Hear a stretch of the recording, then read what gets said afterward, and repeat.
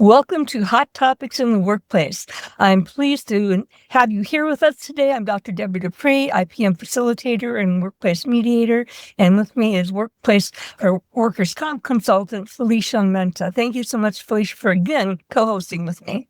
Oh, it's a pleasure, Deborah. I'm happy to be back after the summer and travels, and I'm ready to start again. I know, so am I. We take a little bit different approach today. And part of it was prompted because I've been asked a lot of questions about where do leaders go wrong and what kind of mistakes happen between workers' comp and employers. And I've been getting a lot of responses on my LinkedIn, Felicia. So that's why I thought, let's take a slightly different approach and to have more of a conversation about this stuff. Because I know between you and I, we probably, I think both 35 years each, if not more, experience. Yeah. Yes. At least. Yeah. One thing I'd like to start off with saying, because this isn't always well understood, but I'd like people listening to think about the interactive process as being an umbrella.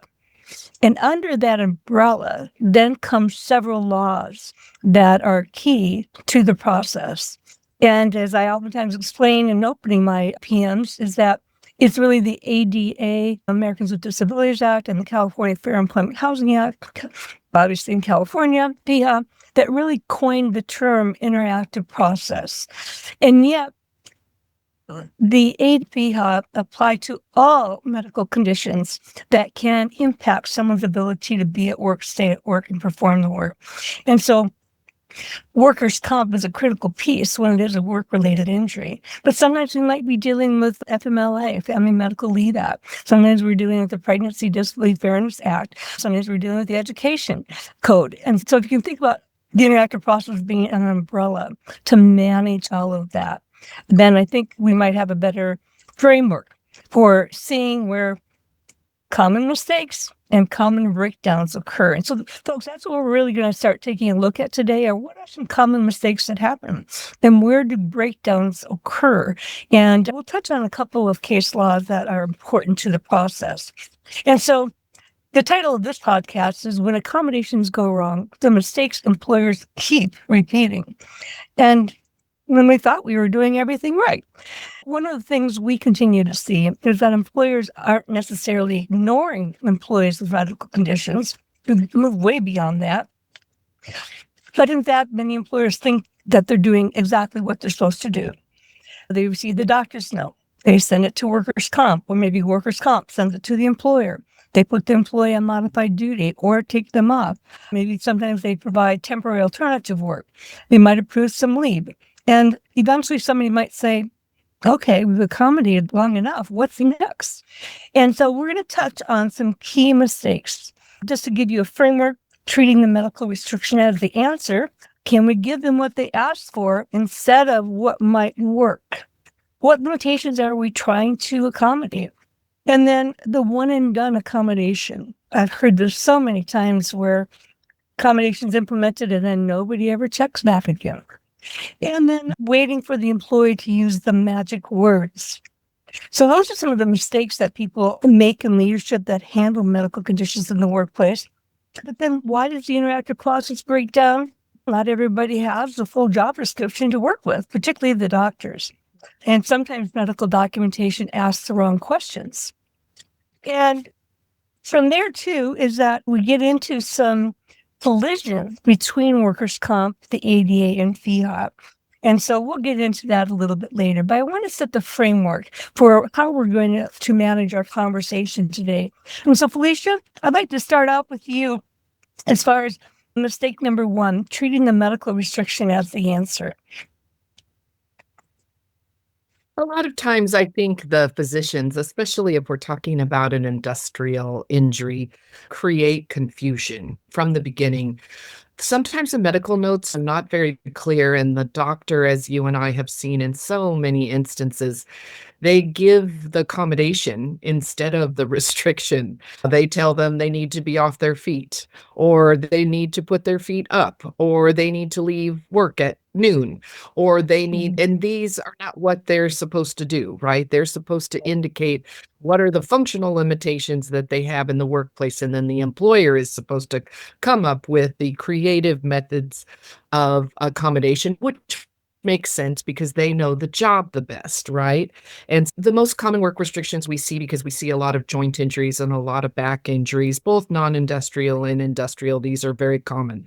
So it's no lifting over 20 pounds, no prolonged standing, must be allowed breaks. You and I have had so many conversations about what does that mean? Intermittent breaks. It's better if they say a 5 or 10 minute break every hour. That is much better. And I Yes. consult with physicians now in my new position, and I certainly always tell them that you need to be more clear about breaks. What does that mean? Or cannot work more than 4 hours or 6 hours or 2 hours.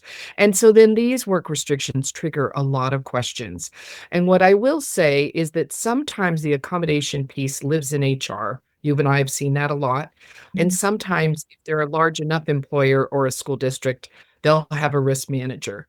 And I think they need to work Mhm. together. They should be talking Yes. constantly. I think the employers that manage this the best, in my opinion, is they start meeting from the first note. If the first note Yes. after the injury is not, you can go back to work full duty, we're having a meeting because we're not just going to give you modified duty, and we're not just going to have a supervisor look at your note and say you can come in and do X, because they don't know the laws, and that's not enough Mhm. of a conversation. They're not setting Yeah. up the ground for how much time do we have. To your point about we've done this long enough. I've heard that. You and I both heard that. We've been accommodating for so long, it's over now. And sometimes they Mhm. haven't even met yet formally, right? The supervisor, and I also myself, is I don't think it's that it's inappropriate to have a supervisor make an accommodation, but not without the supervision or the oversight of Mhm. HR and the risk manager. I actually think they should be in the discussions all as well, and making sure, because you and I have seen where the supervisor is accommodating something and HR doesn't even know anything about it Yes. until after the accommodation has been going on for a very long time, which is really poor management, right? Because you're down the road Mhm. and that person doesn't even know that that might be something that's not able to do long term, right? And piggyback on a couple of things that you said, because we're really, I can see we're crossing the lines as we talk about these different mistakes that we plan to deal with, and particularly in a school environment, when a principal, for example, might change from year to year. And so then I've had a couple already this summer of where a new principal, I didn't even know that there was a medical condition that was being accommodated. HR didn't know because there are new people in HR. And, it Mhm. just goes down the line. And that's where there's got to be a point person, even when personnel change, as far as keeping track. You and I have shared a end of the year checklist, who's on, who's off, and then doing the same for the fall, who's on, who's off, when can they come back to work, and so forth. And it's gotten much better. And when I first started off in 1990, there was cases that, oh my God, they'd been temporarily accommodated, not doing all the essential functions for 2, 3 years. And then the employer wants to change it. Oh, talk about a lawsuit now. And yeah. And this is where, again, going back to the original mistake, is that the nature of the restrictions is simply information. It doesn't Mhm. necessarily reach a conclusion about accommodation and employability. And it's so interesting. Just earlier this week, last week, an employee had been taken off of work because of some untreated medical conditions. Of course, then she had the summer off, and the doctor had taken her off anyway through the end of July. We met, and the doctor's note says must have modified duty from July 20 to August 3rd, but no limitations. What's supposed to be modified? And it was just like, Not this is the helpful, most, right? it's the most uninformative note I've ever seen. And that's one thing else we'll touched on, but we'll touch on again. But I've helped employers design many interactive process systems. And so one of the things that we found so helpful And as this employer implemented these strategies, saw a huge change in their workers' compensation rates, but also just in medical conditions overall. But somebody has been given limitations or being taken off of work, get a job description to the doctor as soon as possible so that the doctor has more than just the job title, more than just what the employee thinks they're doing, because that's another point that we see conflicts over and lead to mistakes is when employers and employees don't agree about the essential functions. But we can quell that by getting a job description to the doctor early on.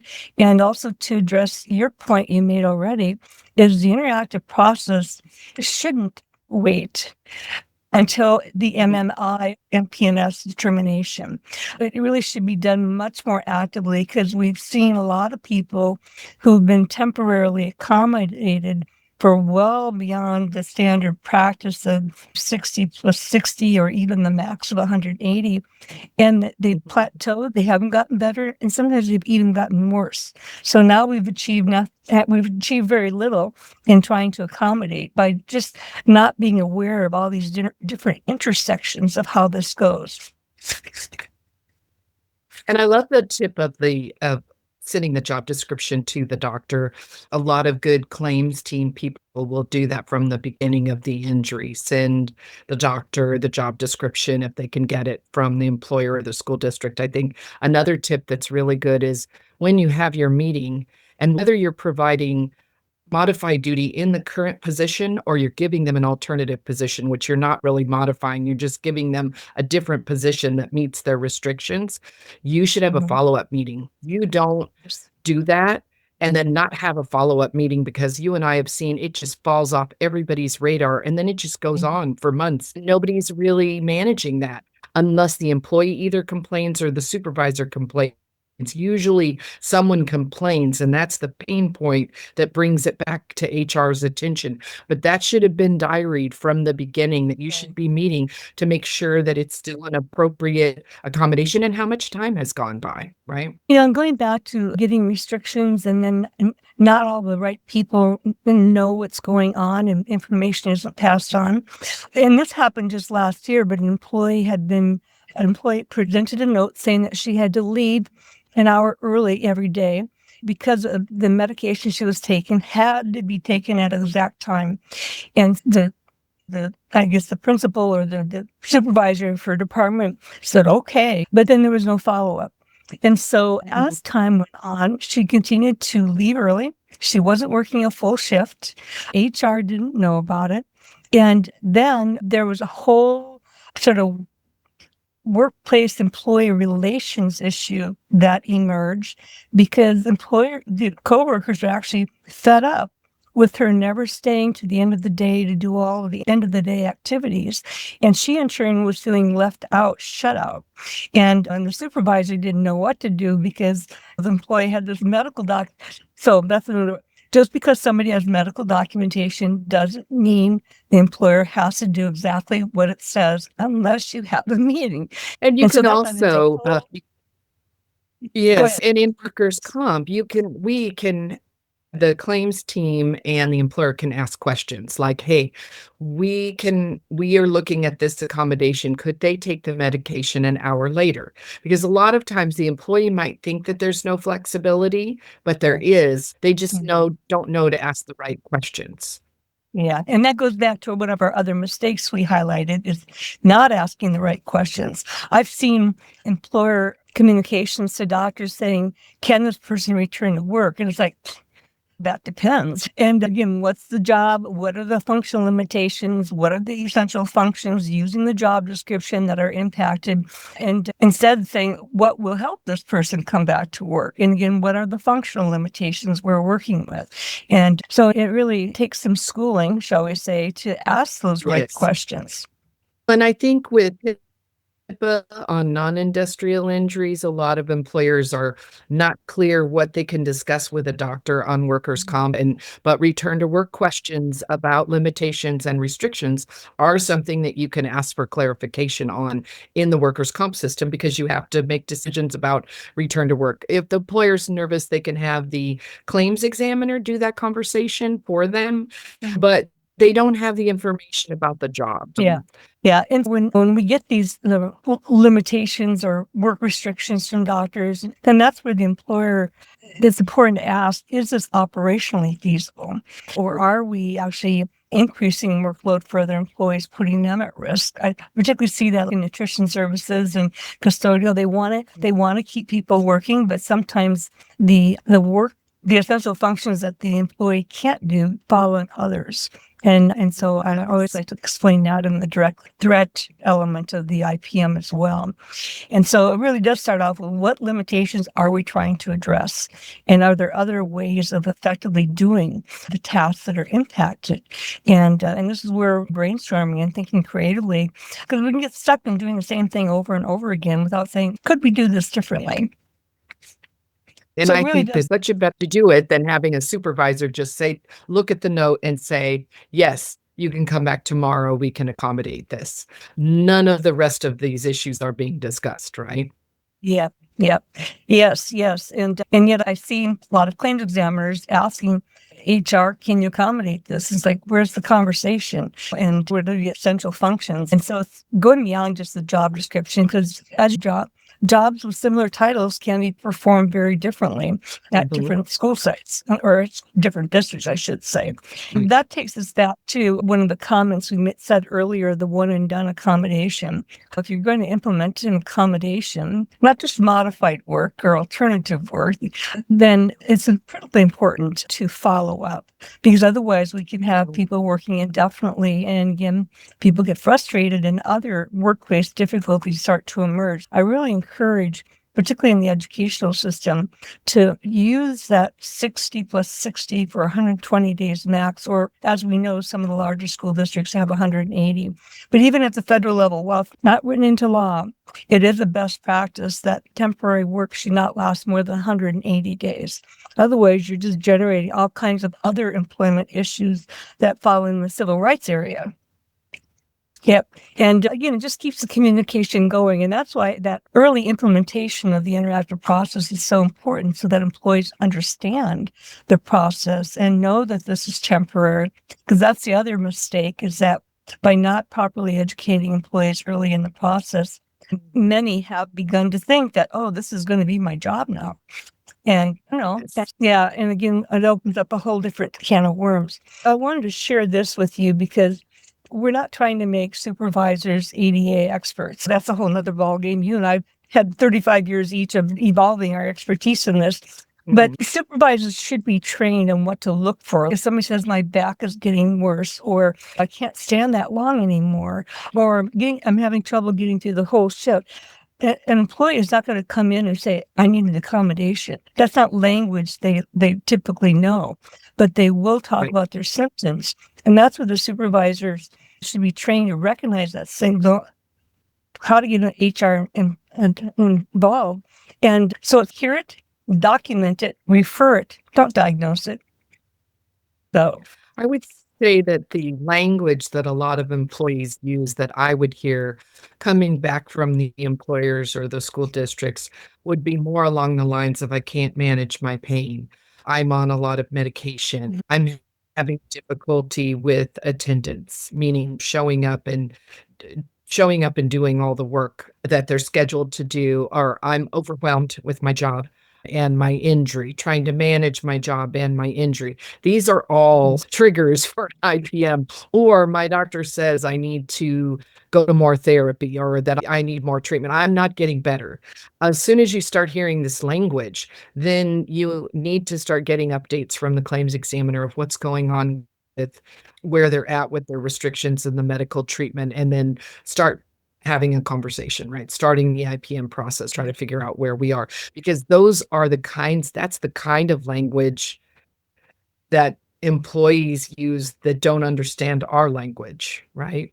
yes, yeah. And we know that there are some unique acronyms and terminology that go along with this field that aren't part of everyday communication. I like this one line I found in my research: the interactive process can become remarkably non-interactive. And so you want to maintain those lines of communication.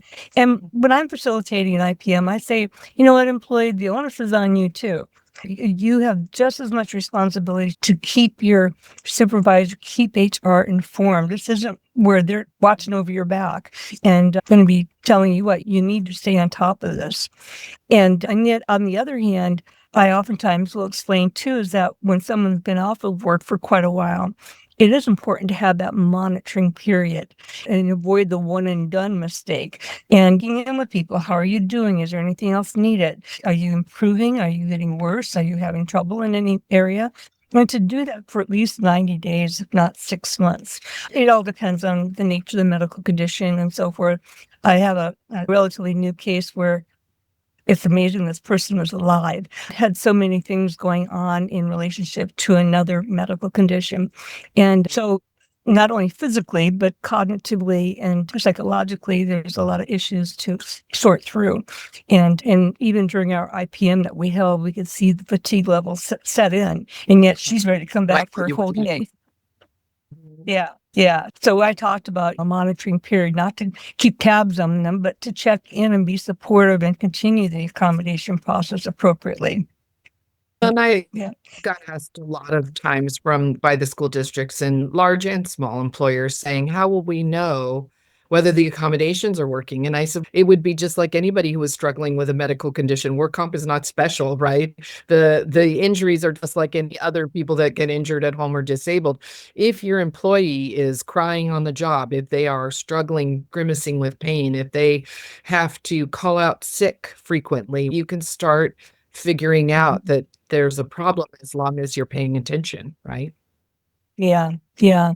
And that leads into a sort of a mistake that happens under the collision between workers' comp and ADA and FEHA. And the employer still owns the employment relationship. And that's why I tell employees, even if you have a workers' comp case and you're legally represented, that doesn't stop your employment relationship with your employer. And I oftentimes will use as a foundation for why workers' comp attorneys really don't have any place in an employment-related interactive process meeting. And I'm sure you've seen that a lot too. Yeah, there are very few. I think there was one on the panel that we worked with with the program that I managed, where there was a work comp attorney who was also a civil attorney. He was very familiar in both worlds, but that almost never happens. Usually when they're in the work comp world, they have not done civil or they do not do civil. And so they don't feel comfortable weighing in on any FEHA or ADA, really, nor should they be asked to give legal opinions on those, because that needs to go over to civil panel attorneys that work in that field. And so they're up on all of the legislation that allows there. But the employer, I always tell them, bears the responsibility for the result of the return to work decision, not the claims examiner and not the TPA. I heard many times school districts employers saying, I discussed it with my claims examiner and we decided that we would bring them back to work, or they couldn't do the work and we were going to put them off. And I said, there's no we. Claims examiners are working with the California State Workers' Compensation System, which has a whole gigantic labor code book that has nothing to do with the ed code and absolutely nothing to do with FEHA and ADA. There's overlap, but not much. They're in their world and you're making decisions and you have to bear the responsibility, because I heard a lot of times, oh, my claims examiner told me it was okay, right? To either put them off or bring them back. And I said, no, return to work and employment, not their purview. Those decisions are not things that they're not trained to do that. That's not their training. Yeah. And we both know that. You have to bear the responsibility, right? Yeah. And I was just going to say, we both know that there was a major case a couple of years ago where the employer leaned heavily on their TPA to guide them and got all kinds of misinformation because, again, the interactive process for reasonable accommodation was not well understood by the claims team. And we just don't want our school districts or other employers to be making that mistake. Yeah. I think we've already touched on this other mistake, the clash that comes between workers' comp and ADA FEHA, but many employers, in my mind, unfortunately, wait until that MMI status. And in some cases, that may be okay if they already have a well-developed temporary accommodation program until they reach MMI. And so they've been working with the employee and seeing their progress. in recovery. But there are also many employers who don't have a well-defined temporary accommodation program. And that's always another thing to distinguish, is that these are temporary accommodations while the person is still temporarily recovering. When they become MMI or maximum medical improvement, the ballgame changes. And we're talking only about long-term accommodations where they are performing all the essential functions to the level of performance required and in the current business climate. And it was a pretty verbatim statement I use all the time, because I want employees to know too that businesses change. And just because you've been accommodated in a certain way or worked in a certain job, that doesn't mean you're guaranteed that. And I think I may have mentioned earlier that I have a situation of where employee was in one job, and due to restructuring, the job was actually phased out and then restructured again. And then that's when the employee raised issues about a work-related injury. But from my perspective, having gone over the job duties of the original position, then the second position, clearly the job duties did drive the repetitive nature of the hand limitations that eventually evolved. But there's a lot of confusion about it. It's even workers' comp. And so it's been a lot to sort through. But there's a civil case as well as workers' comp. And then we're trying to accommodate. That one's not finished yet. Yeah. And there were many school districts and many employers that I worked with that did not hold any IPM meetings without a PNS MMI status. All the other conversations were what I will call very informal. They may have been documented, but they were very informal. And so at that particular employer, those meetings were very anxiety producing, because there was only usually just had one, and it was a one and done, and they either decided you could come back to work or you can't. And it was a permanent restriction and was a permanent decision. And it was a lot of consternation, because then the IPM process got, I guess, entangled with an employment process of I could lose my job. That's what the IPM became. I could lose my job. That's an I could lose my job meeting. I don't want to go to this meeting. Then people would try to delay, reschedule, push them out. They didn't want to do it. They wouldn't cooperate with the process because it was scary, and it was scary because other people had been let go after the meeting and ran through their time on 39-month. And so I think if they had started, and the districts that do this and the employers that do a robust, the first note I get after your injury that's temporary, we're having a meeting and we're going to meet all the way through. By the time the PNS status comes, which may be the same restriction I've had the last several weeks or month, because it usually is, I'm familiar with this process. It's not so scary, right? I'm going to come because I know it's very important for my voice to be heard in this process. Yes, absolutely. Absolutely. Another thing I find myself clarifying a lot for employees and employers is this mistaken notion that you have to be 100%. And it's like, no, this whole process exists because of a medical condition that may have some long-term functional limitations. And so it's not about having to be 100% medically, but you do need to be able to do the job 100%. And so that concept can get mixed up a lot. And particularly when we're talking about workers' comp, when they are getting into percentages of disability and stuff like that. But yeah, very big difference. And like we were talking about, because of that medical confidentiality and trying to be careful, the claims team will send cut and paste from a gigantic permanent and stationary report or a report with restrictions, and just send the restrictions and not the rest of the report. But the rest of the report has a lot of information about permanent disability and how much of a rating do they have, and that percentage. They can only work 50% of the lifting that they used to do. That typically doesn't get sent to the employer. So they don't have a lot of information to work off a lot of, which does make it challenging. It does. Yeah. And again, the whole rating disability is a workers' comp issue and not part of the employment issue. You don't need to see that kind of information. There are a couple of cases that I did want to address here. And one involves the University of California, San Francisco. And this is with the Civil Rights Department, or CRD. And basically what this gets down to is that the California CRD reached an agreement with the university to conduct an audit of its employment disability policies following a civil rights complaint. And this is where, again, discrimination against disability can fall on several levels, not just ADA. And in this case, and this actually goes back to another question we were going to talk about earlier, but whenever an employer says our policy doesn't allow that, not the proper way to go.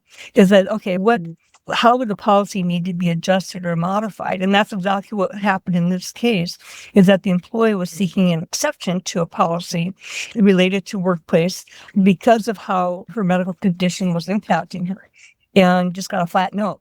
And so again, Was this, yes, I'm trying to recall if this case involved working from home. Do you remember? If I know that there was a work policy that they had, and the accommodation would have required an exception to that, but I'm not sure exactly what the details were. Yeah, for what I have anyway, is that why this case matters is that, first of all, every employer has policies and should, whether it's attendance policies, remote work policies, schedule requirements, leave policies, essential function requirements.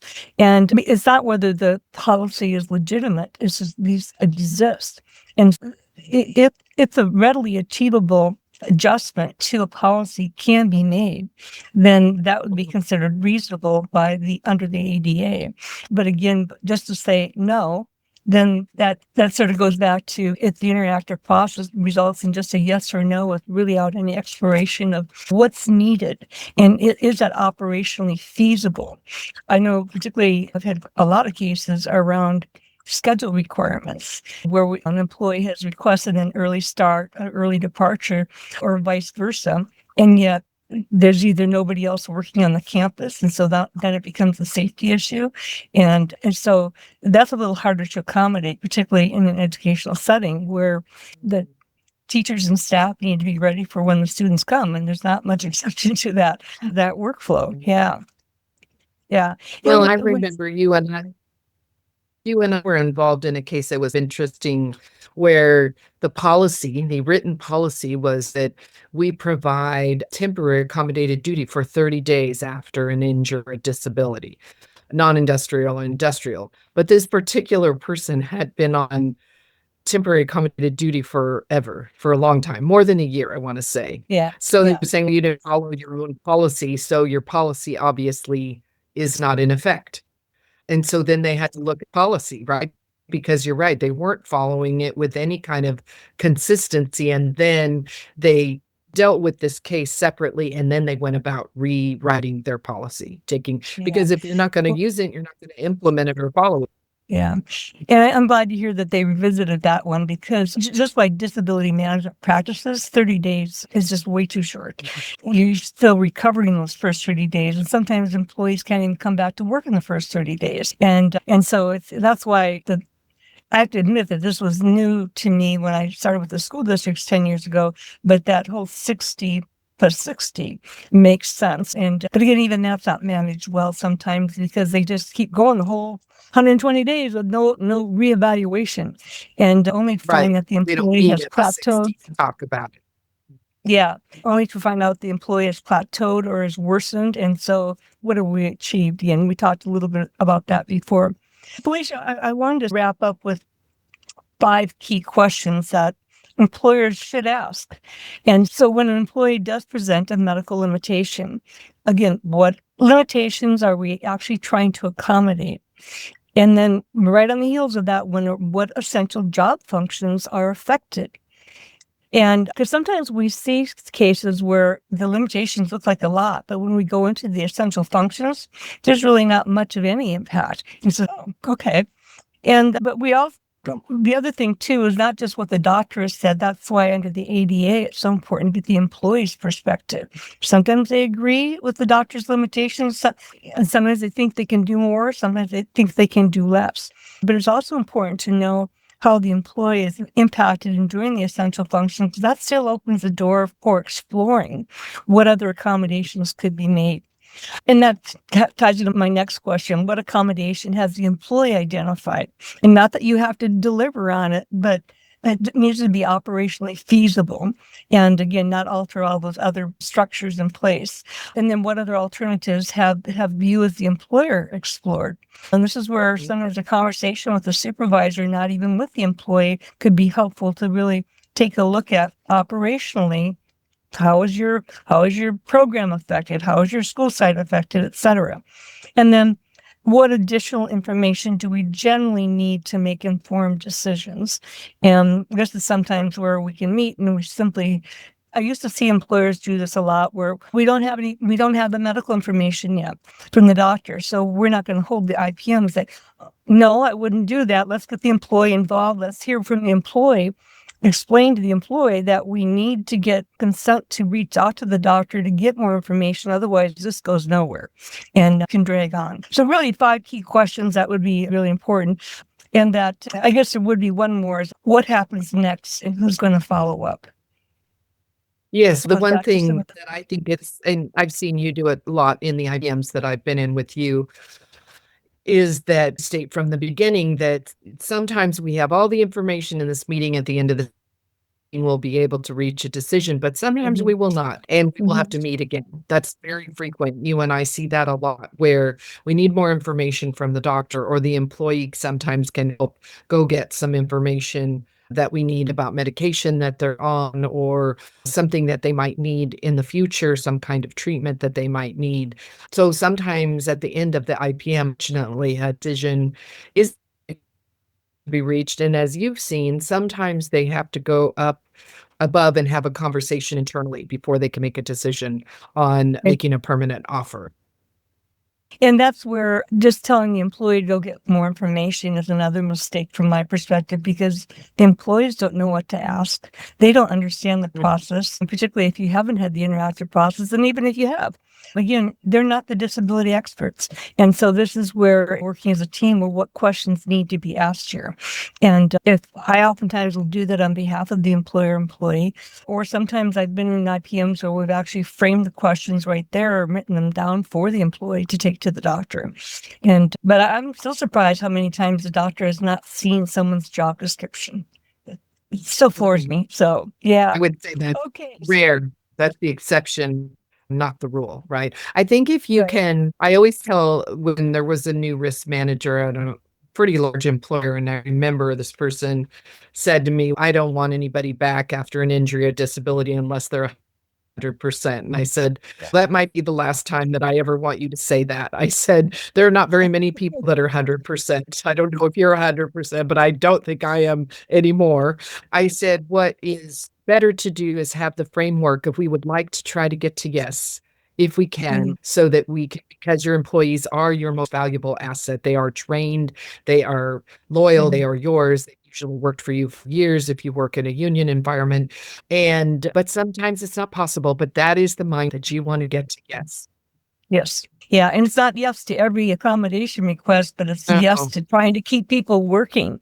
That's the whole goal, is to try to keep people working, even when medical conditions do exist, because the downside of not working affects the individual, their families, their communities, certainly the school sites. When sometimes the unique creative ideas come from the most unique places. One of my employees, I had cancer. This was not an industrial injury. And the restriction was can't work around people because of the immune deficiency.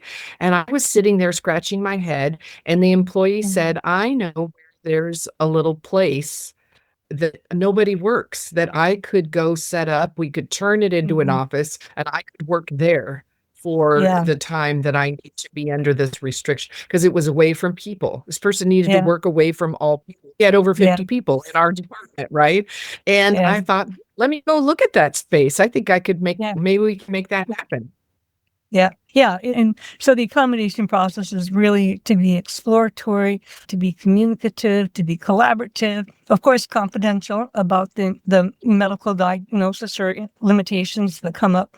But this is where I like to say, this is where risk management and good leadership begin to look remarkably similar. Okay. Because it really is about managing your risk on many levels of law, and on many levels of bargaining agreements, and just on many levels of just human decency. Well, Felicia, thank you again for another delightful engagement around these concepts. And thank you, everyone, for being here to listen. There will be a transcript with some of these questions and mistakes, so you've got record of that, because we had lots of stories to tell and share, and we'll continue doing this. See us again in another month. Yeah, see you soon. Thank you, everyone. Bye-bye.